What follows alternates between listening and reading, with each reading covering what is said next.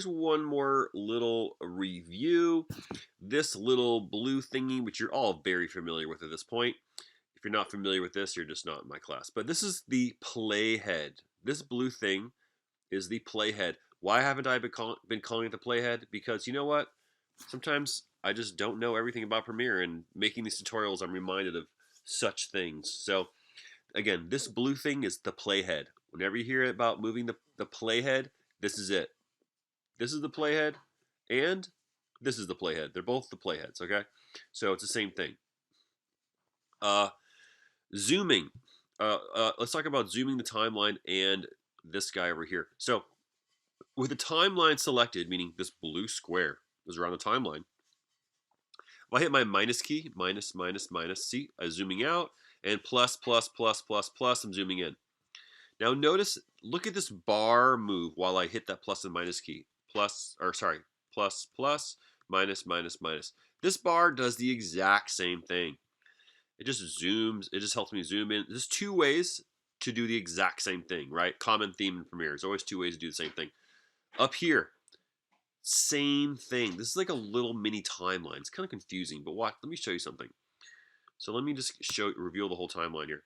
And watch this. I'll slide forward. You notice this thing moving. Now if I move this bar just like my timeline, it actually zooms out this little scaler. So if I go all the way out and I move this, this basically is my entire timeline. It's a nice convenient way to do it, right? And if I move these together, it'll zoom out. Just like here. See how this zoom? Oh, actually, that's at the opposite. I'm sorry. But anyway, so you watch this now. If I move this back, see, it actually will leave. It actually leaves the thing. It becomes a little confusing, but it kind of now I'm zoomed in. So I'm sorry, I made a mistake. This zooms in. So this is only showing me a teeny tiny bit of the timeline. Anyway, just like little basic user things. There's no right answer here. I'm just showing you how to use the program. This is all preference. Okay, this is all preference stuff. Let's look at this thing. Fit. Okay? Don't get confused. This is another common mistake, even though I know a lot of you know this already. Just like in a Word document where you can change your view, this is simply your view.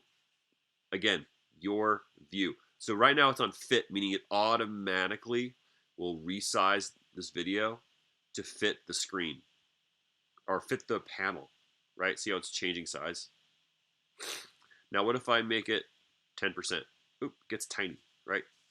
Again, this does not actually make the video smaller.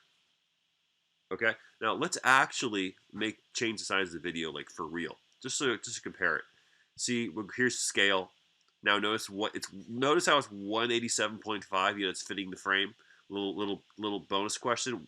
That's because I scaled it to frame size, so it's actually a little bit bigger to fit the frame.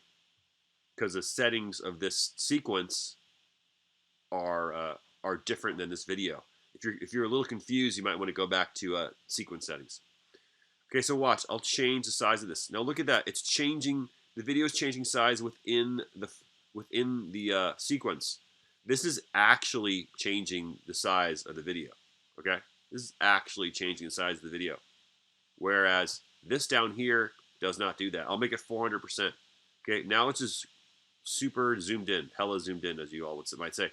And this is actually enabling me to scroll around the video and get a really tight view. But again, it's not actually going to look like that when I export it. This is simply my view, right? And if I were to make it smaller here, watch, it kind of gets it's a little weird. But I'm extremely zoomed in. So I guess I go to fit. I typically will always keep it on fit. Just that's me. I mean, sometimes I'm doing some graphics and I need to like zoom in for some reason. But typically 99% of the time, I'm on fit. And then again, let's go back to scale and actually change the actual size of the video. Let's fit it back up. There we go. A little bigger. There we go. What else do I need to tell you guys about this? Oh,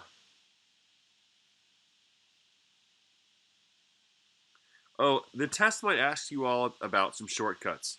This is kind of hard to do over a tutorial because I'm just speaking this. But remember, there's a few different ways to hit play. Again, more than one way to do everything. You can hit play right here. Click. it plays. Or you can hit the space bar. Space bar. Playing. Or, remember, there's more. You can hit the L button. L hits play. Play. In fact, look at your keyboard. J, K, L. J, K, L. Put your 3 fingers on those keys.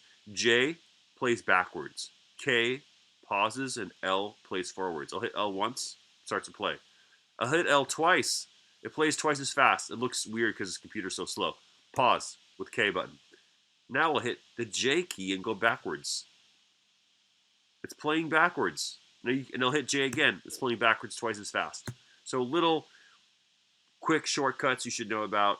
Again, J, K, L, and spacebar. If you're still not sure about shortcuts, go grab one of my shortcut key covers, the little keyboard covers, and just take a peep at that. Okay?